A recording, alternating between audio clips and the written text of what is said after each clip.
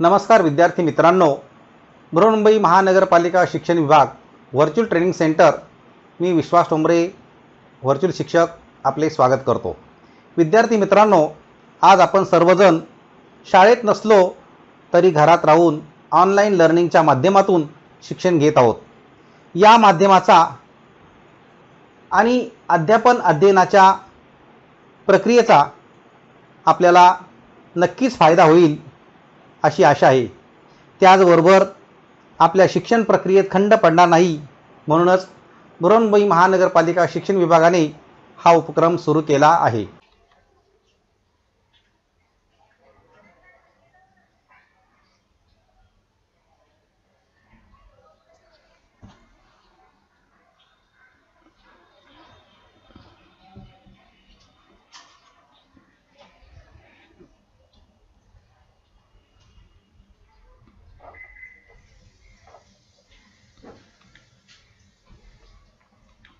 इयत्ता 10वी विषय राज्यशास्त्र आणि आपला पाठ्य घटक आहेत निवडणूक प्रक्रिया। पाठ क्रमांक 2 निवडणूक प्रक्रिया। मी विश्वास ठोंबरे व्हर्च्युअल ट्रेनिंग सेंटर।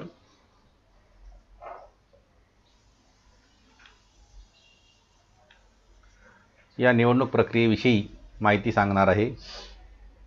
आज आपण निवडणूक प्रक्रिया भाग 1 घेणार आहोत। या ठिकाणी तुमच्यासमोर जे चित्र आहे ते निर्वाचन सदन, भारत निर्वाचन आयोग, इलेक्शन कमिशन ऑफ इंडिया याची ही इमारत आहे, त्याचं हे चित्र आहे। भारत निवडणूक आयोग, भारत निर्वाचन आयोगाचं हे चिन्ह असतं असं, आणि आपलं जे पार्लमेंट आहे, संसद आहे, संसद भवन, त्याचं हे चित्र आहे।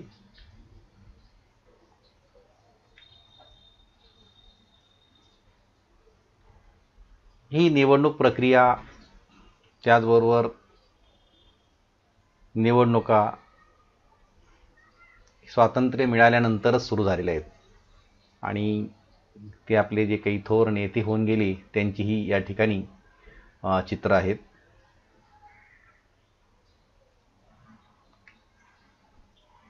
संसदेमध्ये कोणत्या पद्धतीने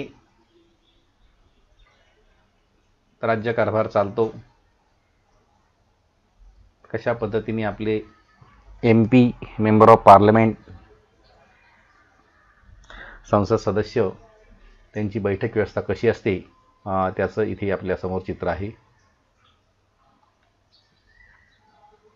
आपल्या देशाचा राज्यकारभार हा लोकशाही पद्धतीने सुरू आहे, आणि या ठिकाणी सर्वांना समान हक्क हे आपल्या भारतीय राज्यघटनेने दिलेले आहेत। स्वातंत्र्य, समता, बंधुत्व या तत्वावर आपली भारताची राज्यघटना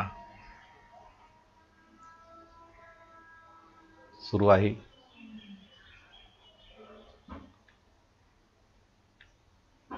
मग आता भारताच्या लोकशाहीच्या दिशेने होणाऱ्या वाटचालीत निवडणुकांचा फार मोठा वाटा आहे, कारण राज्यघटनेने निवडणुकासुद्धा कशा पद्धतीने घ्यायच्या हे अगदी स्पष्टपणे नमूद केले आहे। त्यामध्ये डॉक्टर बाबासाहेब आंबेडकरांची भूमिका ही फार महत्त्वाची आहे।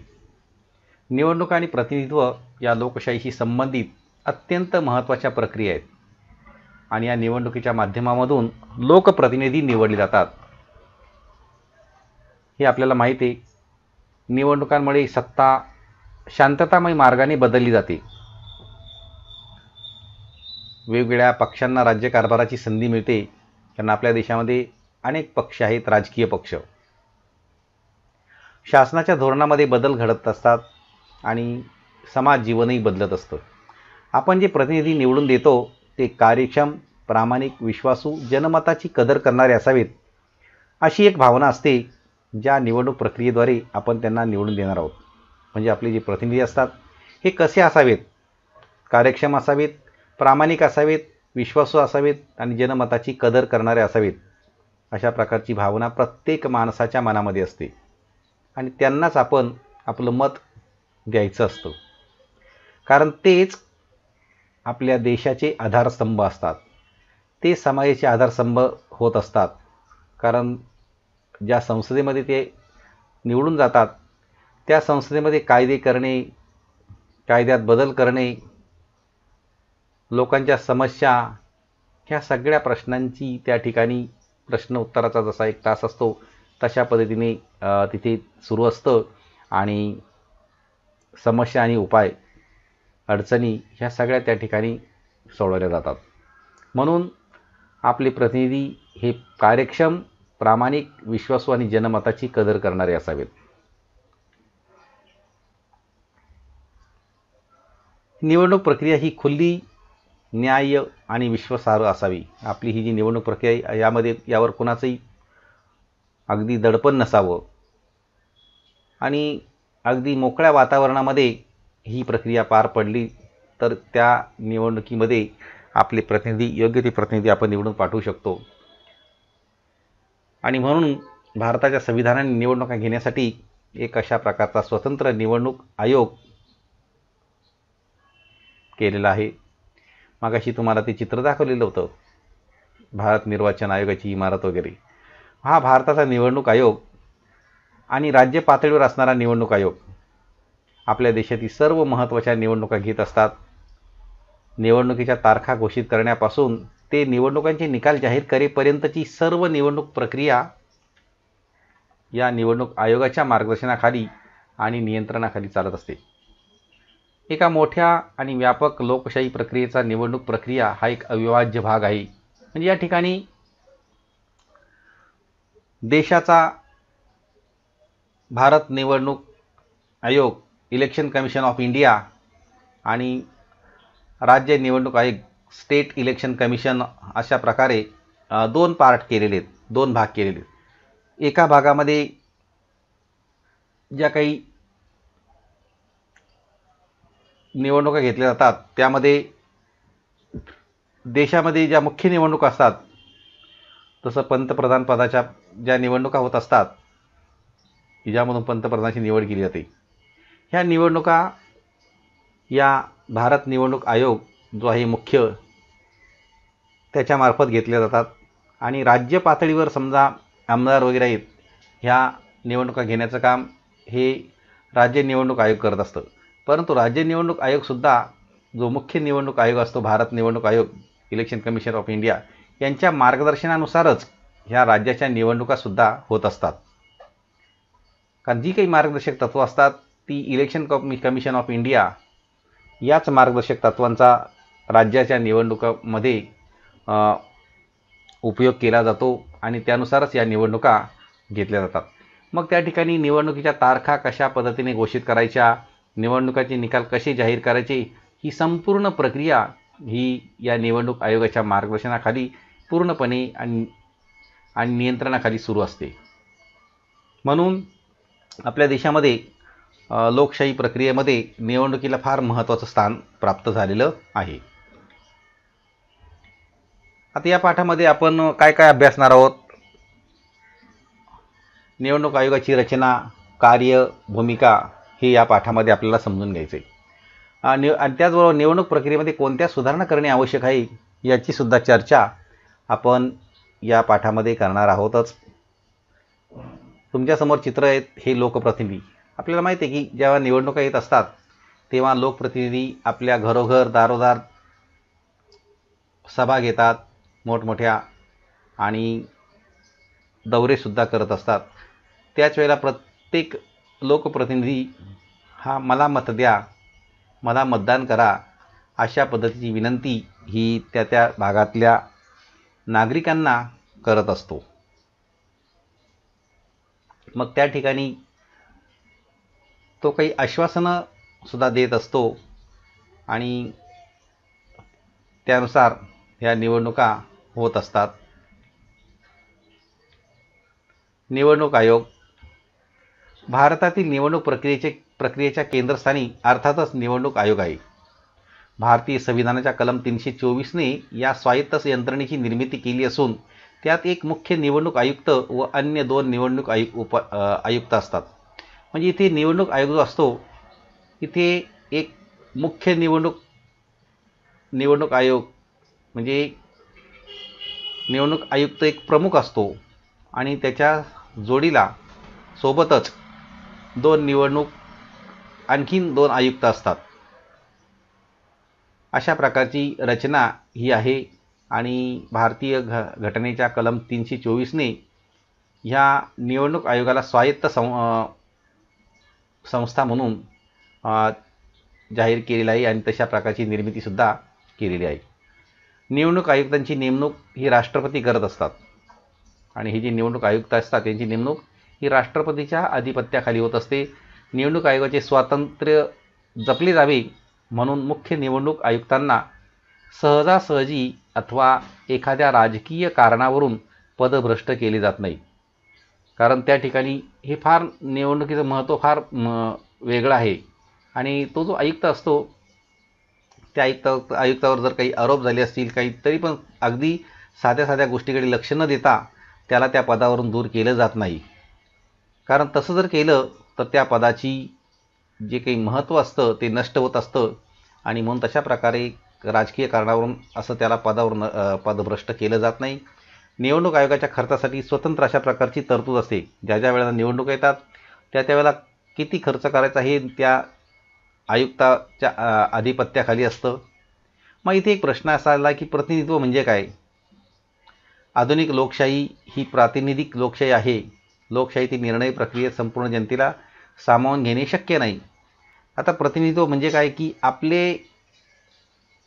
आपण जे निवडणुकीच्या माध्यमातून जे प्रतिनिधी निवडून देत असतो ते आपल्या समस्या त्यानंतर आपल्या भागातल्या सुधारणा हे करण्याचं काम करत असतात. आणि जेव्हा आपण त्यांना आपल्या समस्या सांगत असतो म्हणजे ती एक प्रकारे आपलं काय करत असतात त्या ठिकाणी प्रतिनिधित्व करत असतात. त्या भागाचं प्रतिनिधित्व करत असतात. कारण अशी जर प्रत्येक भागात प्रत्येकाने जर म्हटलं की मी लोकप्रतिनिधी आहे तर हे चालणार आहे का? नाही. परंतु त्यामध्ये कोणीतरी एकालाच ते प्रतिनिधी म्हणून स्वीकारलं जातं आणि त्याच्यामार्फत आपल्या समस्या या मांडल्या जातात. तर अशा प्रकारे हे जे प्रतिनिधित्व आहे हे प्रतिनिधित्व संसदेमध्ये प्राप्त होत असतं आणि त्या ठिकाणी अनेक प्रतिनिधी असे प्रत्येक जिल्हा राज्य पातळीवरून निवडून येत असतात. आणि लोकशाहीमध्ये ही अगदी निर्णय प्रक्रिया फार महत्त्वाची असते.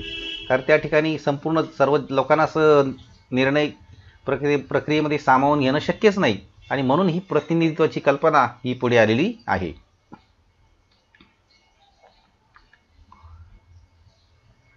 म्हणजे एकंदरीत जनतेने आपल्या वतीने काही लोकांना राज्यकारभार करण्यासाठी प्रतिनिधी म्हणून निवडून देण्याची पद्धत निर्माण झाली आहे.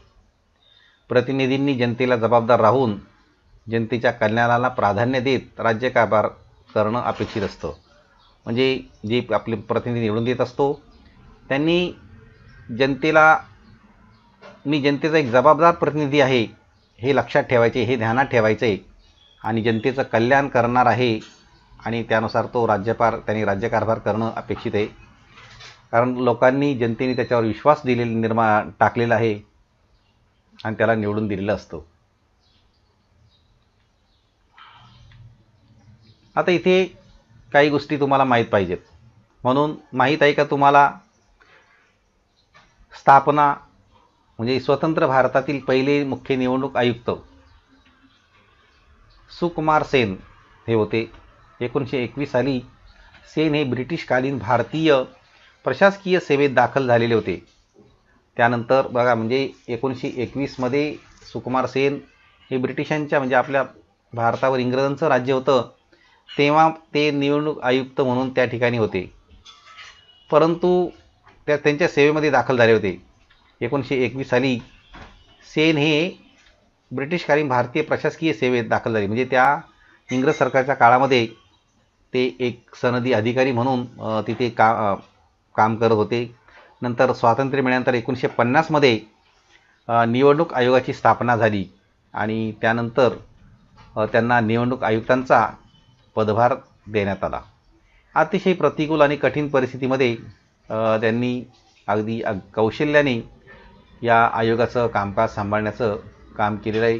अशा प्रकारचे ते सुकुमार सेन इथे तुमच्यासमोर चित्रसुद्धा दाखवण्यात आलेलं आहे. मग प्रतिनिधित्व म्हणजे काय, हा एक प्रश्न जसा आला की आधुनिक लोकशाही ही प्रातिनिधिक लोकशाही आहे. आधुनिक लोकशाही कशी आहे, ही प्रातिनिधिक लोकशाही आहे. आणि लोकशाहीतील निर्णय प्रक्रियेत संपूर्ण जनतेला सामावून घेणे शक्य नाही. यातून जनतेने आपल्या वतीने काही लोकांना राज्यकारभार करण्यासाठी प्रतिनिधी म्हणून निवडून देण्याची पद्धत निर्माण झाली. प्रतिनिधींनी जनतेला जबाबदार राहून जनतेच्या कल्याणाला प्राधान्य देत राज्यकारभार करणं अपेक्षित असतं. बघा, प्रतिनिधित्व म्हणजे काय, मागाशी हा प्रश्न आलेलाच होता, परंतु आता स्वतंत्रतेने मी तुम्हाला सांगितलेलं आहे की आधुनिक लोकशाही ही प्रातिनिधिक लोकशाही आहे. मग या ठिकाणी प्रत्येक माणसाला, प्रत्येक व्यक्तीला लोकशाहीच्या निर्णय प्रक्रियेमध्ये सामावून घेणं शक्य नाही. म्हणून निवडणुकीच्या माध्यमातून अशा प्रकारचे प्रतिनिधी निवडले जातात आणि त्यांच्यावर देशाचा, राज्याचा राज्यकारभार करण्याची एक जबाबदारी देण्यात येत असते. कारण त्या ठिकाणी जनतेचं कल्याण हे महत्त्वाचं असतं आणि जनतेच्या कल्याणाला प्राधान्य देऊन त्यांनी राज्यकारभार करायचा असतो, म्हणजे त्याला प्रतिनिधित्व असं म्हणतात. आता निवडणूक आयोग जर म्हटलं तर निवडणूक आयोगाकडे मात्र स्वतंत्र अशा प्रकारचा कोणताही कर्मचारी वर्ग नाही. मग ते काय करतात, इतर शासकीय विभागातील अधिकारी, नंतर शिक्षक आणि इतर कर्मचारी यांच्या मदतीने ह्या निवडणुकांची प्रक्रिया पार पाडत असतात. आणि 1-1, 2-2, 3-3 महिने या कर्मचाऱ्यांना त्यांच्या म्हणजे आयोगामार्फत काम दिलं जातं आणि ते काम करण्याची जबाबदारीसुद्धा दिली जाते. अशा प्रकारची कामं कोणत्याही अधिकारी वर्गाला सहजासहजी नाकारता येत नाही, कारण निवडणूक आयोगाचं एक स्वतंत्र अशा प्रकारचं वर्चस्व आहे आणि तशा प्रकारचे काही नियमसुद्धा आहेत. इथे वोटिंग लिस्ट दाखवलेली आहे. अशी वोटिंग लिस्ट म्हणजे काय काय कामं असतात. आता ही कामं आपण पहिल्यांदा वोटिंग लिस्ट म्हणजे मतदार यादी. निवडणूक आयोगाची कार्य जर आपण विचारात घेतली तर मतदार याद्या तयार करणं हे महत्त्वाचं काम आहे त्यांचं. कारण वयाची 18 वर्षे पूर्ण केलेल्या प्रत्येक भारतीय नागरिकाला अशा मतदानाचा हक्क आहे आणि तो बजावण्यासाठी मग त्याचं नाव त्या मतदार यादीमध्ये असायलाच पाहिजे. आणि म्हणून मतदार याद्या तयार करणे, त्या याद्या अद्ययावत करणे म्हणजे पुन्हा त्या दुरुस्तीसुद्धा करणे आणि त्याच्यामध्ये नवीन मतदार जे असतात त्यांचा समावेशसुद्धा दरवर्षी करणे, अशा प्रकारची कामं ही निवडणूक आयोगाला करावी लागतात. शिवाय मतदारांना ओळखपत्रसुद्धा देण्याचा अधिकार निवडणूक आयोगाकडे आहे. ती ओळखपत्र त्यांना द्यावी लागतात. म्हणून इथे या मतदार यादीवर अशा प्रकारचे फोटो आहेत आणि अशा प्रकारचं ओळखपत्रसुद्धा दिलं जातं. दुसरं आहे, आता याच्यामध्ये काय असतं, मतदार नोंदणीसाठी विशेष मतदार जागृती मोहीम आखण्यात येते आणि मग त्यासाठी राष्ट्रीय मतदार दिवस म्हणून साजरा केला जातो की दरवर्षी एक कालावधी दिला जातो. जानेवारी महिन्यामध्ये एक विशेष प्रकारची मोहीम राबवली जाते की ज्यांची वयवर्ष 18 पूर्ण झालेली अशा सर्व आणि ज्यांचं नाव नोंदणी बाकी आहे अशा लोकांसाठी विशेष मोहीम ही दरवर्षी सुरू असते. आणि कधीकधी वर्षातून 2 वेळासुद्धा घेतली जाते. ऑक्टोबरमध्ये सुद्धा सुरू असते आणि जानेवारीमध्ये तर असतेच. आणि त्यानुसार राष्ट्रीय मतदार दिवससुद्धा साजरा केला जातो.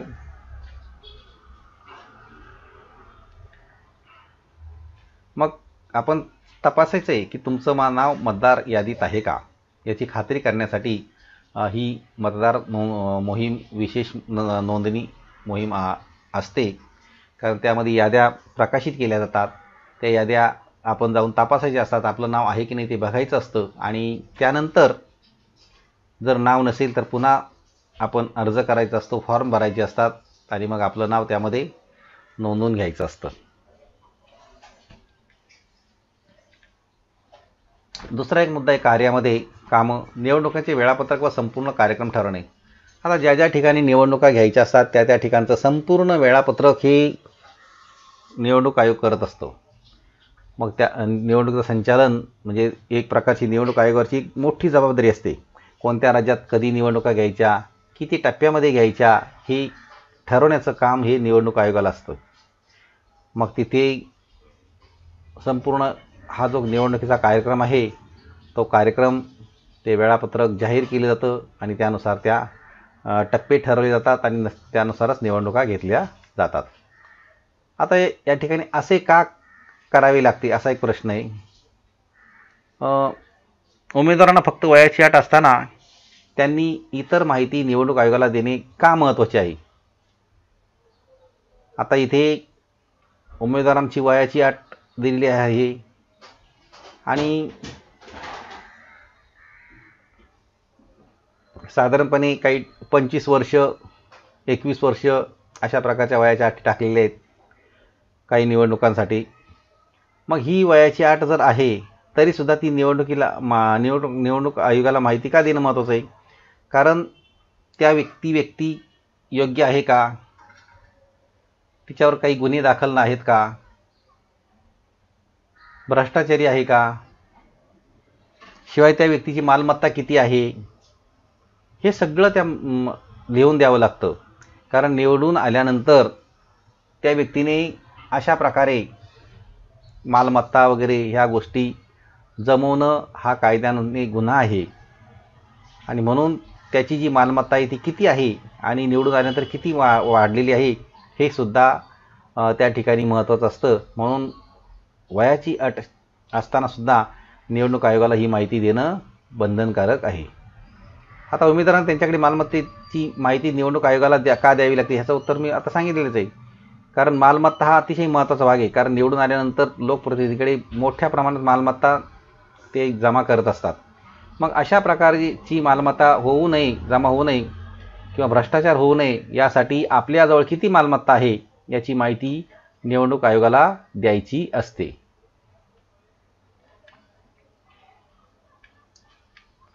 उमेदवारांच्या अर्जाची छाननी हे एक महत्त्वाचं काम आहे. निवडणुकीच्या तारखा ज्या वेळेला जाहीर झालेल्या असतात त्याला अनेक प्रकारचे राजकीय पक्ष आपल्या देशात जे आहेत ते आपले उमेदवार निवडणुकीसाठी उभे करत असतात आणि कोणत्याही पक्षाचा पाठिंबा न घेता स्वतंत्रपणे काही उमेदवार निवडणूक लढवत असतात.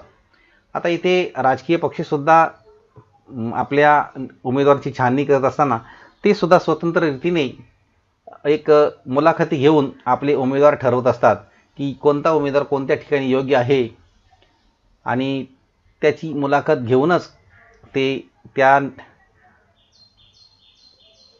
निवडणुकीसाठी उमेदवार निवडत असतात आणि तशाच उमेदवाराला पाठिंबा देत असतात.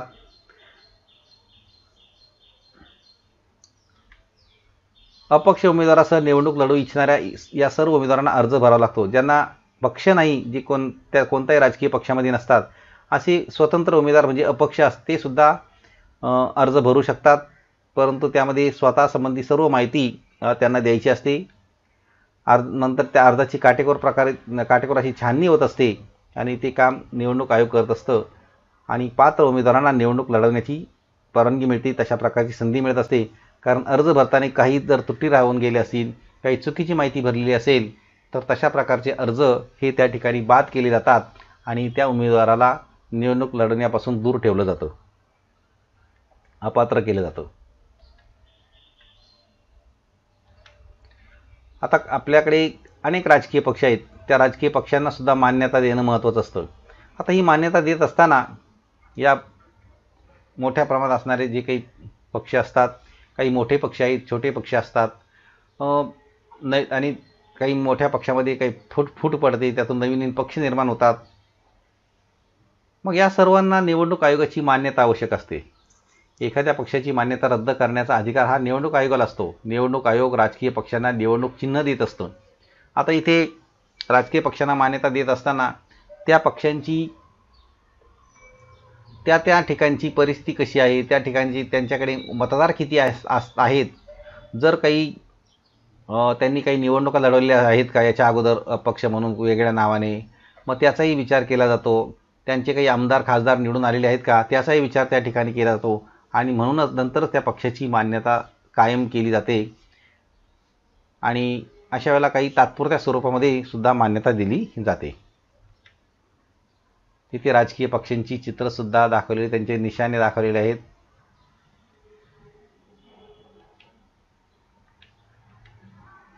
आता निवडणुकीसंबंधी वाद सोडवणे, यामध्ये निवडणुकीसंबंधी काही वाद निर्माण जर झाले तर ते सोडवण्याची संपूर्ण जबाबदारी ही निवडणूक आयोगावर आहे.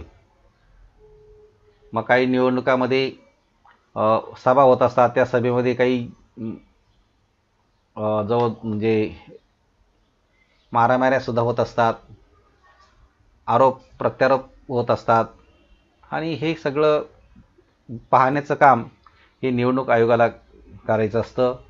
जर अशा प्रकारचे काही उमेदवार त्रासदायक असतील तर त्या उमेदवाराची त्यांना अपात्र म्हणून त्यांना घोषित केलं जातं. हे अतिशय महत्त्वाचं निवडणूक आयोगाचं काम असतं.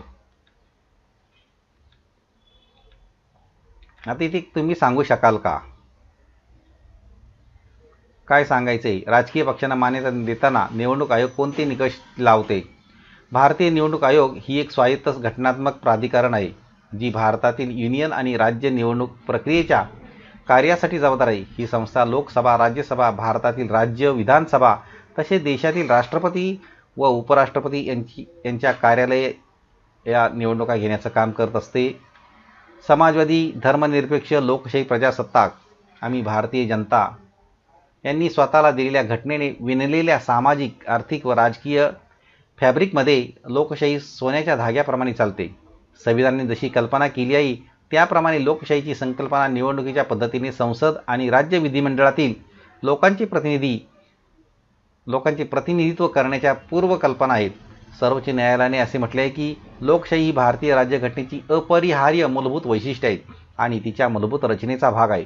भारतीय राज्यघटनेने संसदीय स्वरूपाचे सरकार अंगीकारले. संसदेत भारताचे राष्ट्रपती आणि राज्यसभा आणि लोकसभा अशी 2 सभासद असतात. भारतातील राज्यांची संघटना असल्याने प्रत्येक राज्यासाठी स्वतंत्र राज्य विधिमंडळ आहेत. म्हणजे एकत्रित संसदेची 2 सभागृह आहेत, एक राज्यसभा आणि लोकसभा अशा प्रकारची 2 सभागृह आहेत आणि त्या सभागृहाच्या आधारे हा आपला संपूर्ण देशाचा राज्यकारभार सुरू असतो. आणि इथे समाजवादी, धर्मनिरपेक्ष, लोकशाही प्रजासत्ताक या भागाला फार महत्त्व दिलेलं आहे, कारण इथे राज्यघटनेने सामाजिक, आर्थिक आणि राजकीय या काही बाबी लक्षात घेतलेल्या आहेत आणि योग्य ते प्रतिनिधी निवडले पाहिजेत आणि ह्यानुसारच राजकीय पक्षांना मान्यता देण्याचं काम हे निवडणूक आयोग करत असते, हे सगळे निकष लावून. असे का? अनुसूचित जाती व अनुसूचित जमातीसाठी काही मतदारसंघ राखून ठेवले जातात. सर्वच राजकीय पक्षांना निवडणूक चिन्हे असतात. मतदानाच्या वेळी आणि मतमोजणी करताना राजकीय पक्षांचे अधिकृत प्रतिनिधी हजर असतात. इथे दूरदर्शन, आकाशवाणी या प्रसार माध्यमावर आपली बाजू मांडण्याची सर्व मान्यताप्राप्त पक्षांना संधी असते. पहिला मुद्दा आहे की अनुसूचित जमातीसाठी काही मतदारसंघ राखून ठेवले जातात. याचं कारण असं आहे की प्रत्येक समाजातल्या प्रतिनिधित्व मिळालं पाहिजे आणि जर असं केलं नाही तर प्रत्येक समाजाचे प्रतिनिधी त्या संसदेमध्ये जाऊ शकणार नाही आणि म्हणून तशा प्रकारचे अनुसूचित जाती जमातीसाठी मतदारसंघ राखून ठेवले जातात. सर्वच राजकीय पक्षांना निवडणूक चिन्हे असतात. निवडणूक चिन्ह हे ठरलेलं असतं, कारण मतदान करतेवेळी कोणाला मत द्यायचं आणि कसं द्यायचं हे माहीत असायला पाहिजे आणि म्हणून ते पक्षाला निवडणूक चिन्ह दिलं जातं. कारण मतमोजणी करायची असते आणि त्या ठिकाणी प्रतिनिधी पण हजर असतात. मग अशा वेळेला ते पक्षाची आपापले चिन्ह की त्या चिन्हाला किती मतं पडली हे माहीत असायला पाहिजे. शिवाय दूरदर्शन, आकाशवाणी या प्रसार माध्यमावर सुद्धा आपली बाजू मांडण्याची सर्व मान्यता प्राप्त पक्षांना संधी असते. म्हणजे आम्ही काय करणार आहोत हे त्या ठिकाणी आपली बाजू या आकाशवाणी, दूरदर्शनवर ते मांडू शकतात. हे काही मुख्य पक्षाची पुन्हा एकदा चित्र दाखवली. आता तुम्हाला काही प्रश्न दिलेत, त्या प्रश्नांची उत्तरं तुम्ही सोडवायची आहे. भारताच्या लोकशाहीच्या दिशेने होणाऱ्या वाटचालीत निवडणुकांचा फार मोठा वाटा का आहे? निवडणुकीच्या माध्यमातून कोणाची निवड केली जाते? निवडणूक आयोगाची कामे कोणती आहेत? देशासाठी आणि राज्यासाठी स्वतंत्र निवडणूक प्रक्रिया राबवली जाते का आणि कशी? राजकीय पक्ष आपले उमेदवार कसे निवडतात, स्वतंत्र भारतातील पहिले मुख्य निवडणूक आयुक्त कोण होते, असे हे प्रश्न तुम्हाला दिलेले आहेत सोडवायला. या सगळ्या प्रश्नांची उत्तरं सोडवायची आहेत. या घटकाची बरीचशी माहिती देण्याचा प्रयत्न करण्यात आलेला आहे. आपणही या घटकाचे व पाठाचे वाचन करायचे आहे आणि पाठ्यपुस्तकात दिलेले जे प्रश्न आहेत त्या प्रश्नांची उत्तरं सोडवायची आहेत. त्याचबरोबर आपल्याला मी काही प्रश्नसुद्धा दिलेले आहेत, ते प्रश्नसुद्धा आपण सोडवायचे आहेत. आणि याबरोबरच या पाठाच्या आपल्या प्रतिक्रिया आपण बृहन्मुंबई महानगरपालिकेच्या यूट्यूब चॅनलवर जरूर कळवायच्या आहेत. धन्यवाद.